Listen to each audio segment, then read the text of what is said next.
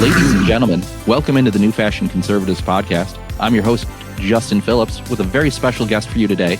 We're excited to welcome Congressman Tom Tiffany to the program. Tom has been a member of Congress since winning a special election in the spring of 2020, following Sean Duffy's resignation from the House. While serving in the House, he currently sits on the Judiciary and Natural Resources Committee. Before serving in Congress, Tom served in the Wisconsin legislature, first as the Assembly, then multiple terms in the state Senate. And of course, most notably, and why we want to hear from him today, is he is the GOP candidate for governor. So welcome to the show, Congressman Tom Tiffany. So before we start talking about your campaign for governor, can you share the latest on the closing hours of the government shutdown? I know you were taking some votes late last night. It sounded like some members of Congress had a little trouble getting back. It looked like one of your colleagues took his Harley and rode it to the Capitol. So tell us what's the latest. Yeah. So as we talk on Thursday morning after the vote, last night we voted to open the government with a continuing resolution. The very thing we did the end of September before the Senate Chuck Schumer decided to shut things down. So we voted to reopen government so that people can get their benefits. Our air traffic controllers are going to get paid. The military is going to get paid and all the rest. So that vote happened last night. It passed. We had a few Democrats that joined us, which was a good thing. Unfortunately, it took this long to make it happen. So shifting to talking about your race for governor. So you're a Wisconsin guy through and through. Tell us a little bit about your background, from growing up as one of 8 kids on a dairy farm to starting a business in northern Wisconsin and being a legislator. Yeah, a lifelong resident. Grew up in a little town, Elmwood, Wisconsin, a community of 800 souls. And it's pretty much stayed that way throughout the years. But yeah, grew up on a dairy farm with my 7 brothers and sisters. We were milking cows, feeding calves, and shoveling. Oh, this is a family show. Manure. And Justin said words. Yeah. We learned about hard work early on, and then I worked my way through UW River Falls, got an agricultural degree, and ultimately settled in the Northwoods, where I met my wife, Chris. We've lived up in the Minocqua area for a long time, and raised our 3 daughters there. Owned and operated our own business, Wilderness Cruises. We had that for 20 years, and just a great business in the hospitality restaurant sector. And we met so many great people, just tens of thousands of people over the years, from especially all over the Midwest, but also around the country. And just a great way to be able to make a living. And then ultimately got tired of what was happening at the political scene and said, I think it's time to put my hat in the ring and let's go to work. Yeah. So you represent the 7th congressional district in largely rural northern Wisconsin. What inspired you to run for governor, and how do you think your experience in Congress and the state legislature prepared you for that race? Yeah, if you go back to 2010, when we were still owning and operating our business, if you remember, Governor Doyle had a $3 billion deficit that he was leaving Wisconsin with. And I just found that to be unconscionable, as well as the rest of the stuff, the red tape that was strangling businesses like ours. Wisconsin just was not headed in the right direction. And but that deficit really bothered me. And it's one of the main reasons that I ran for state assembly. So I was elected to the assembly for 1 term, came in the same year Governor Walker came in 2010, and then served in the Senate till 2020, when ultimately went to Congress. But I went to the legislature to change Wisconsin, and that's exactly what we did for 8 years and made it a much better state. And then went to Congress when Congressman Duffy resigned. And it was for the same purpose, to turn America around, because we've clearly been headed in the wrong direction. And there's a lot of work to be done to get America back on track. Some good stuff is happening here, especially after the last 10 months. And hopefully we can continue it for the next number of years. And because I do agree that American greatness can be rekindled here over the next decade if we just stay the course of limited government and doing some of the good things that are happening now. Perfect. And So I wanted to kind of pivot a little bit. You just recently landed the Milwaukee Police Association endorsement just the other day. Do you want to just talk just for a little bit, regarding your public safety plan, reducing crime, and also obviously that resonated with the MPA and was, I'm sure a good reason for their endorsement of you. When I talk about those 5 to 10 things that I believe need to be changed in Wisconsin, one of them is safe streets. And every Wisconsinite should expect that they can travel anywhere in Wisconsin and be safe. That we have become a society that allows this to happen, that we believe lawlessness should not be tamped down is really I think antithetical to the American dream. And people should expect to have safe streets. And the Milwaukee Police Association, they recognize that I'm sincere about that. We're not going to have sanctuary cities in Wisconsin. Prosecutors are going to prosecute crime. They're not going to have this revolving door that gives people criminals just a slap on the wrist. Because otherwise those prosecutors are going to be showing the door. And I'm going to back the police in the important work that they do. Well, and obviously glad to hear all of that. And as someone, as Justin and I both living in the Southeast, we see, and I'm sure people up north see it as well, but we certainly see a lot of it on social media. We just see lawless behavior, just left, right, and center. And, here we are living our lives, just law-abiding citizens the best we can. And we see what goes on. And I know it's easy to point at Milwaukee, but that's where a lot of it happens, of course. And it's hard to not be infuriated by, obviously local leaders have their own issues, but even people like Governor Evers. I mean, the state is not, helpless in helping out local municipalities when there are extreme problems. And I think people would say that Milwaukee has had an extreme problem with lawlessness and crime in general. So, it's just been, Tony Evers has been in office for 8 years, and it seems like it was never going to end. And hopefully the lawlessness will also end with his departure. Yeah, people have been excusing away that behavior. And why wouldn't we look out for the victims of crime before the perpetrators of crime? I just have never gotten that. But it is correct. We trash on Milwaukee, but it's not just a Milwaukee problem. Increasingly, Madison is having crime problems, and it happens in other parts of the state also.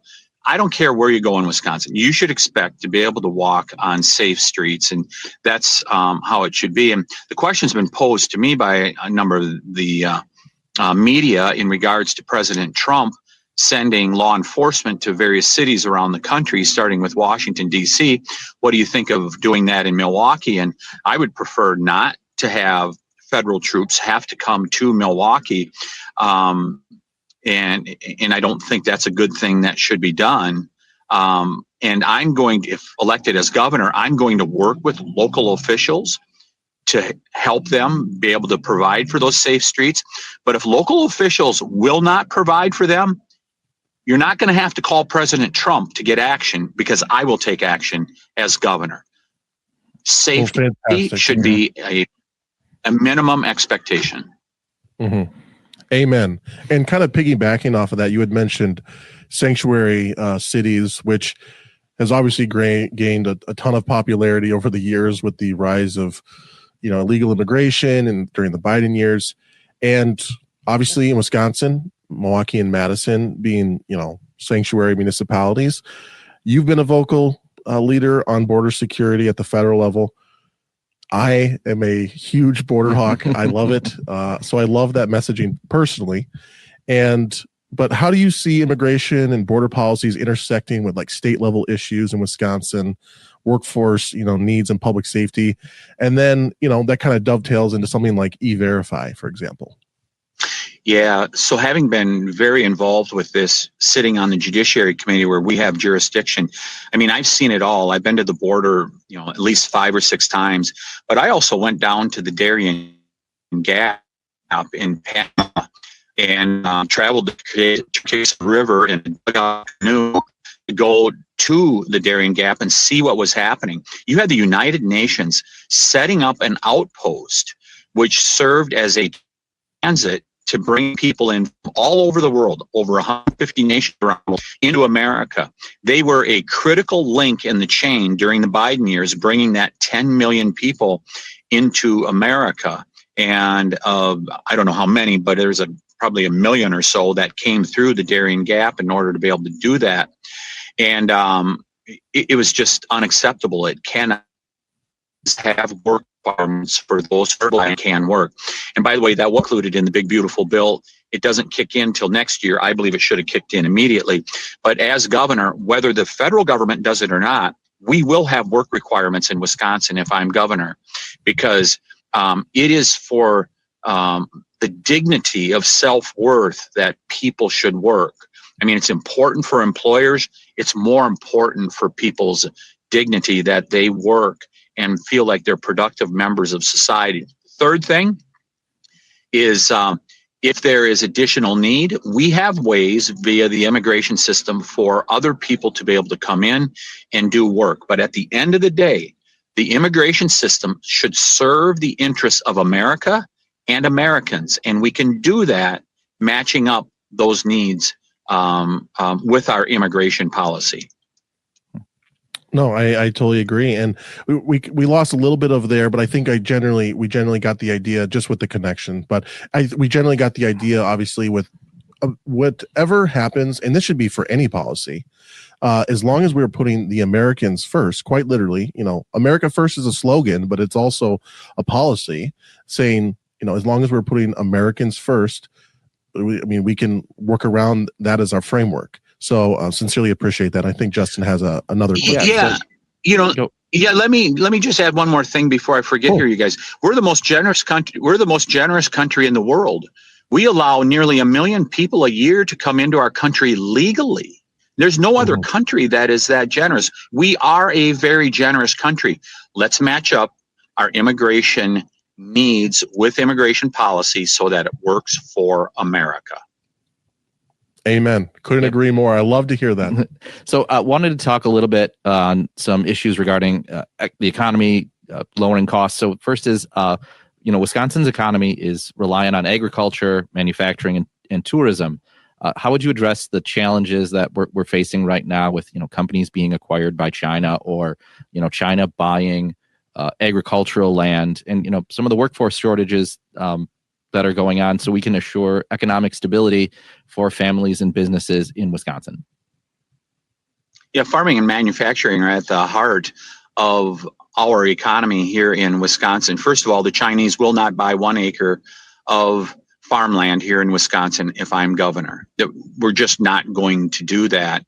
And but we are now in the bottom 10 to start a new business here in America. That's a ranking, I think, that came from Biz Times.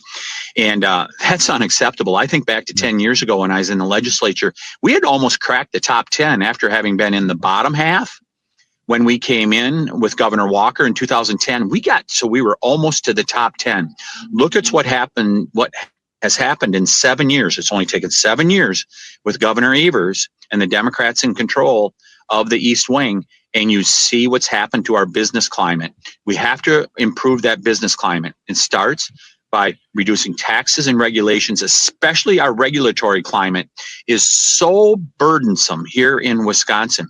The duplication that goes on, how expensive it is, how it takes 5 or 10 years to get a permit, and time is money for someone that is investing their money. And it doesn't matter whether it's a big corporation or it's somebody that's just an entrepreneur wanting to start out here in Wisconsin. When you delay that decision making via the permitting process by a couple years, they'll choose to go someplace else.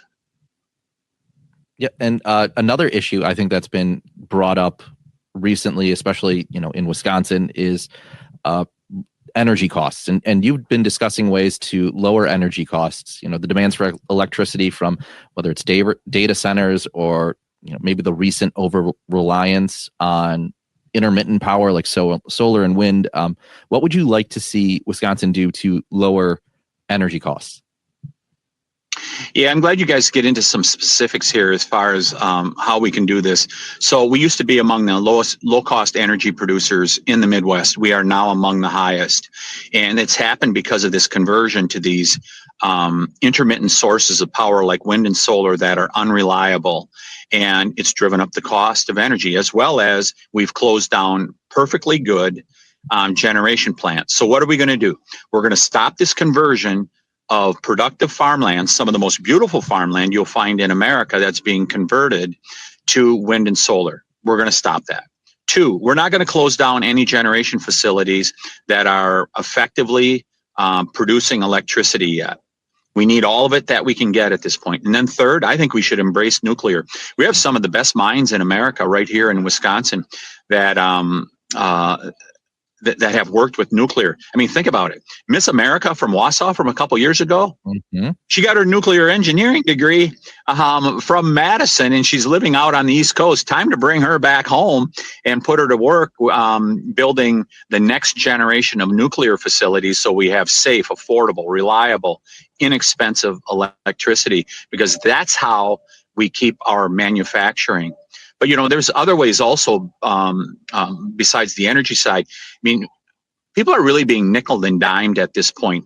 I think about the Evers administration proposing an increase of livestock inspection fees from like $407, like around $400 up to $7,000.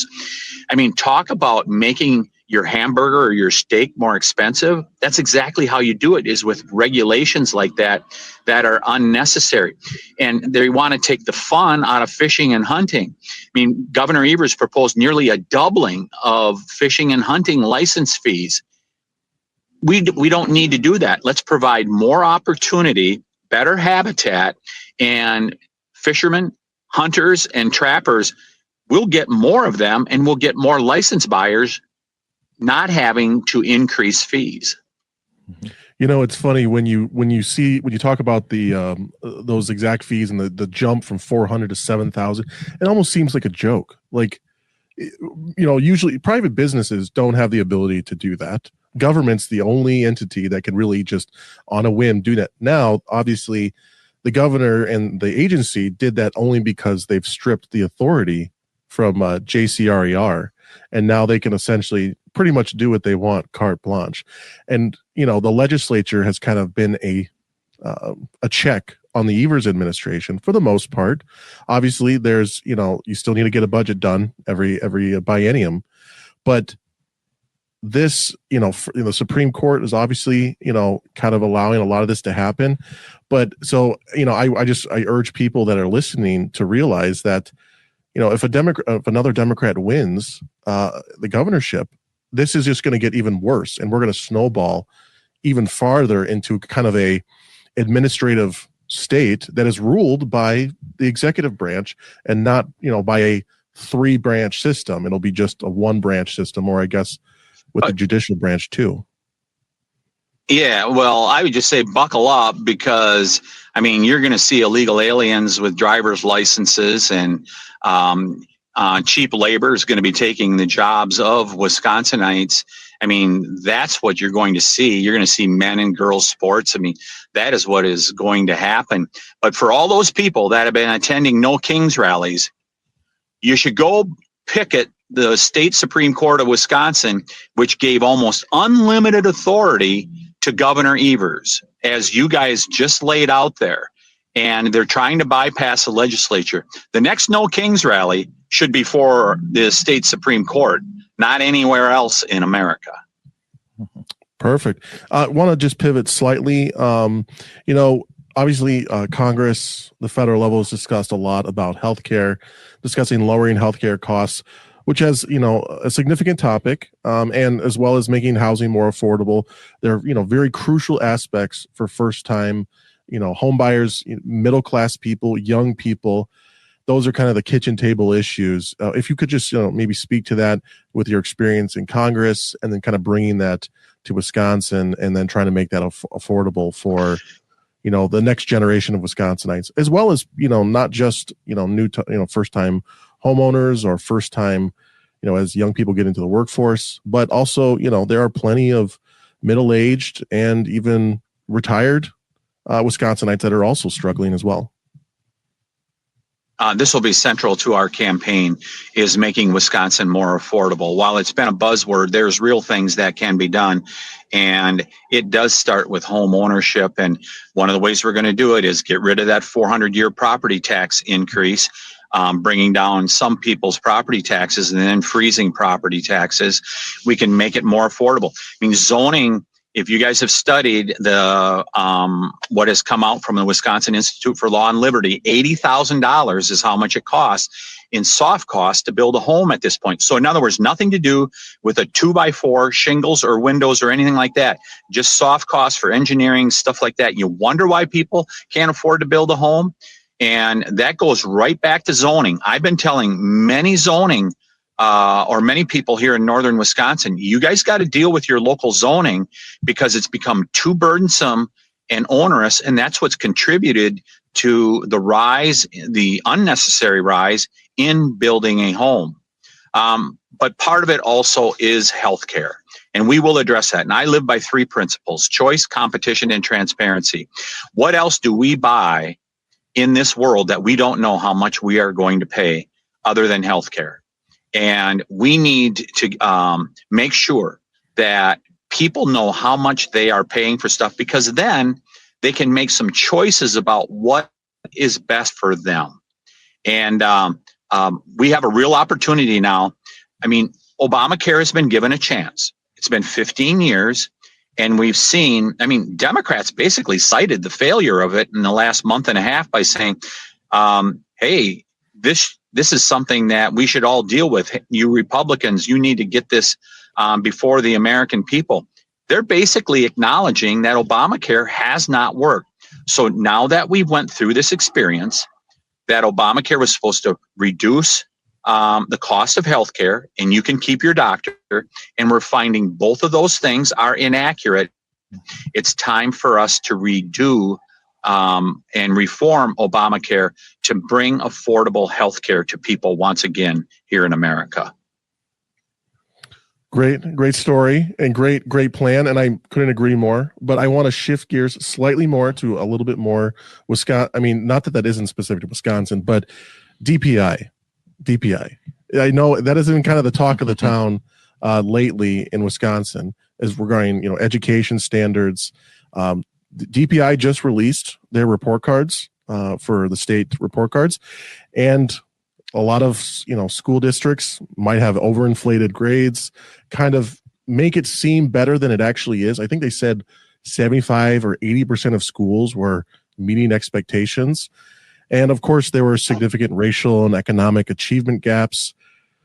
So kind of obviously there was also the DPI scandal regarding the sexual misconduct, teachers, kind of the cover up. What would you like to see done to improve education in Wisconsin as well? We have to reform education. We have to improve our educational system. Wisconsin's always had a long, proud tradition of educating children well, and that's collapsed in the last decade under Governor Evers. Now, when he was DPI secretary, now DPI secretary Underly. And rather than fixing it, Underly is inflating scores to deceive the people of the state of Wisconsin, of the state of education here in Wisconsin. And so there's a number of things that we can do. Let's raise standards, not lower them. Let's have honest report cards. What you were just referencing there, they got this system of meet expectations and stuff like that. Let's just go back to a scoring formula of A through F. People understand it in an educational setting, what A through F means, and we should just bring that back. And we have fallen behind Mississippi. That is unacceptable that we have fallen behind Mississippi in educational attainment. And what I will do is I will bring accountability to the system so that the Department of Public Instruction is going to get back to the basics of educating kids properly, especially in regards to reading and literacy. We have not been teaching our kids properly how to read. And when that happens, you end up with 1 in 3 fourth graders, like we have now in Wisconsin, that can read at grade level. It has to change, it must change, and it will change when I become governor. So obviously primary education, it's a huge part of the state budget, but the UW system is a equally large part of the state budget as well. Now, the UW system has come under fire for any number of reasons. You could pick any of, there's a plethora of different issues that have come up in the recent years. And so I'll leave it kind of as an open-ended question to you. But one thing before we go into that, I don't know if you had seen this. This was just posted probably last night. And obviously you were probably in the House taking votes. So I totally understand if you hadn't seen it. But there was a post by the college Republicans, Wisconsin college Republicans, who also endorsed you. And they had posted that this was found at UW-Madison Humanities Building today. And it was a sticker, and it looked like it was handwritten. It said, "Speak their language. You can't vote away fascism." And it was depicted an ICE officer who was masked. And without getting too graphic, it showed their head essentially being blown off. And this was posted just willy-nilly, apparently in the Humanities Building. And frankly, although some might just say it's a sticker, it's just a small little thing. If a conservative did this, they would be investigated and expelled, and rightfully so. This is an explicit call to violence. But, I support ICE. There is also an implicit call to violence to people that support ICE. And this is happening on our college campuses. And I just think it's abhorrent that that someone feel this is acceptable to even do on a public university. I mean, sure, there's cameras. This is not probably someone that is fearing, consequences for this. And we see this UW, and not just UW, it's all across the country. I mean, this has got to end. We have to get off this ride. There's got to be an off-ramp here.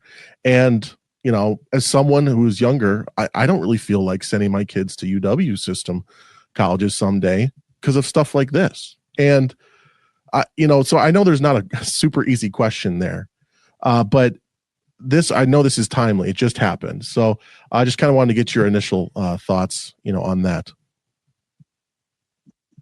I'll share a couple of thoughts. So first of all, I believe in free speech, and more free speech is always better, but you can't cross the line. There has to be accountability. And if you're calling for someone to have their head blown off, as you cited, you have then crossed over the line, and there should be consequences for that. To the bit larger question, we need to put the Wisconsin back in the UW. I'm talking to so many parents who are frustrated. Their kids don't get in anymore. There's been this great reliance on having foreign-born students that are more and more populating, especially UW-Madison. And we welcome that diversity. That's a great thing. But ultimately, this is about the University of Wisconsin, and taxpayers put in an enormous amount of money. So we should be taking care of kids here in Wisconsin first.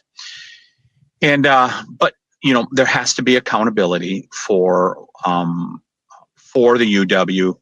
We're going to freeze tuition. I mean, when you look at this last budget, they got $250 million more in funding from the state. And what did they do immediately after that? I think it was a 5% increase in tuition. So we are going to get a double whammy as Wisconsinites if you send your kids to the University of Wisconsin. They took the opportunity while they could to really hit us hard. And so I'm going to go back. We're going to freeze tuition, and we got to make it affordable for kids in Wisconsin. And I would just conclude with this.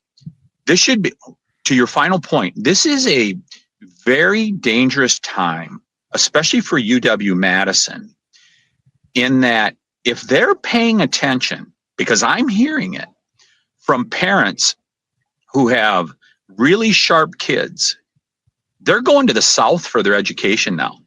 I can't believe the number of young people that I've heard about in the last couple years that are going, for example, to SEC schools like Alabama and Auburn and Vanderbilt, schools like that. We're losing some of the best and brightest kids to those Southern schools because they're like, I don't know if UW-Madison is the place that I want to be. And part of that sometimes is this squelching of conservative thought and conservative ideals and making it unwelcoming on campus. They need to get back to respecting a diversity of viewpoints. Yeah, I actually feel like we've had this conversation on the pod before, and you hit it right on the head that we're losing students to SEC schools, either because they're more open to alternative viewpoints, they're more accepting of conservative leaning students, whatever you want to say, but it's certainly a cause for concern. I do want to shift gears now, though. With the gun deer season it coming right up in a couple of weeks, can you talk about your background as a sportsman? I know you kind of hinted on it at some earlier questions. I'm someone who absolutely loves fishing and knows that, if I want to be on the right side of the law, I got to buy that license, whether it's, $10, $20, $50, whatever they're going to make it, because, I believe in that and being a good steward of the land. And so what would your administration look like to support hunters and Second Amendment rights and fishermen? Yeah, and by the way, you guys, I'll have to wrap up pretty soon here and hit the road. But yeah, let's put the fun back into fishing, hunting, and trapping here in Wisconsin. I mean, when you got a governor that wants to double the license fees, that is not going to do it. We have such a long, proud tradition of fishing and hunting. I mean, we sell. We are among the top states in selling hunting licenses, and we want to keep that proud tradition in place. We've made it really difficult for people to fish, hunt, and recreate in Wisconsin. Once again, it goes back to the regulatory part of it. I'm going to split the Department of Natural Resources. Most states do that. Let's separate the fishing and hunting and trapping part of it, where they pay their license fees, and not mix it with the rest of the Department of Natural Resources. And I think that's the best way to do, is get a wall between what would be the environmental permitting and fishing, hunting, and trapping. So that's one thing. And I think that brings greater accountability to the DNR. But a key issue, boy, especially where I live and it's spreading throughout Wisconsin, is we got to get the wolf population under control. And I just make one commitment to the people of Wisconsin, one way or another. We're going to get the wolf population under control. Because, I mean, think about these deer camps that are which people are about to go to as we speak in the next week. And it is such a proud tradition. It's part of our culture. Families get together there. I mean, you've got 3 or 4 generations oftentimes that are at these deer camps. And you go to deer camps north of Highway 29, and there's a lot of young people that just don't go anymore because they say, Gramps, why should I go up there? I'm not going to see a deer, and I want to at least have something to shoot at. And people are looking at selling off their deer camps as a result. It's really harmed the business community, especially the hospitality businesses up here. And so that needs to be brought under control. And it's one of the first things we're going to do, is get that wolf population under control. But then it's going to be all about opportunity and habitat for sportsmen. There's no reason that walleye fishermen should have to go to Devil's Lake, North Dakota to have good walleye fishing rather than here in Wisconsin. Excellent. So, Congressman, before we let you go, we do have 3 questions that we've asked all of the people who've come on the show. And the first one is, if you could pick an iconic Wisconsin spot to hold a voter rally, where would it be and what would it look like? Ooh.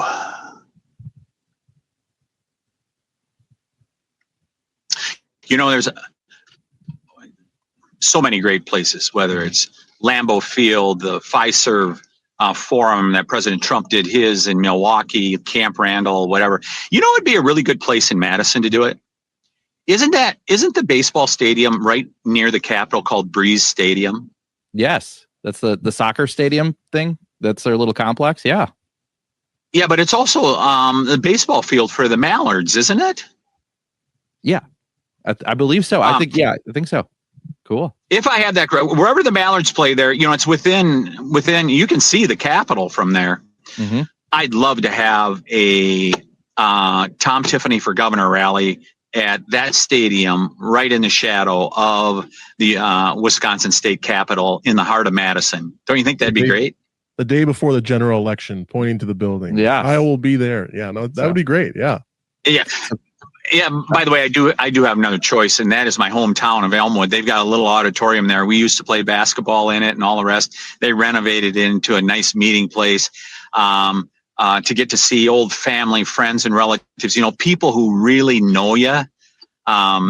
You get in politics and people kind of know you, but we're your friends. They remember you from school. They remember the dumb stuff that you did, and they really treat you like you're just a friend. You're a real person in their world because they knew you long before you got into politics and stuff like that. It might be fun to do one in Elmwood also back in the hometown. Excellent. So growing up in and serving in Wisconsin, what's the lesson you've learned from the state, whether it's, being on the family farm or a small town festival or a hunting trip, something that shapes your conservative approach to leadership? I would answer it this way. When I went to UW River Falls, I got an agricultural economics degree, but we had an econ professor who left as great a mark on me in terms of how I think in comparison to any teacher that I had. And that economics professor, Glenn Potts, he taught Chicago School, Milton Friedman, free market economics, how free people will prosper. I got to tell you, the light came on, and I did every class I could with him while I was in college. But free markets and free people lead to prosperity. Excellent. And so third and final question. You get to wave one magic wand and roll back a progressive policy in Wisconsin without having to worry about getting the votes or anything. So would it be high taxes, gender, woke, neutral language, and administrative rules? What one thing would you want to roll back? Yeah, those are all really good things. And the administrative rule part, I really have done something about that. I remember back in 2011, the very first special session bill that Governor Walker did, I was the only legislator to sign on to it, and it was to reform the administrative rule process of creating law in Wisconsin, not by the legislature, but by bureaucrats. And that has been really effective for our state. Now, it's being undermined by the new Supreme Court, but that administrative rule reform is so important. I do have to go back to the one other thing I just talked about previously. We have got to delist wolves in Wisconsin and get them under control. Agreed. So, love that. Final question, adding one more in. Where can listeners go to find out more information about your campaign? TomTiffany.com. It's real simple, TomTiffany.com. You can check us out there. And if you want to find us on social media, and you really should, as you guys know, we have a dynamic communications team, Tom Tiffany, WI, Tom Tiffany, WI, all one word. Go there because we lay out the clear contrast between Democrats and what we stand for. And this is why we're going to win in 2016, because people are not going to view us as Democrat light, where people go, well, I might as well vote for a Democrat. They're just Democrat light. We are going to paint that clear contrast. No boys and girls locker rooms, no sanctuary cities. We're going to have honest report cards. We're going to educate our kids, not indoctrinate them. We're going to lower the cost of energy. We're going to do all those things that are going to make Wisconsin we're not going to be one of the woke and broke like Minnesota and Illinois. We are going to be one of the great states in America. Thank you. Yes, Thank you. Congressman Tom Tiffany, we appreciate you taking the time. Really great to hear from you. Thank you so much for doing this and squeezing us in between traveling to DC, traveling back, taking those votes and everything. And we look forward to seeing you on the campaign trail and hearing from you over the next year or so. Great to join a new fashioned, and I look forward to my old fashioned tomorrow night. Excellent. Thank you.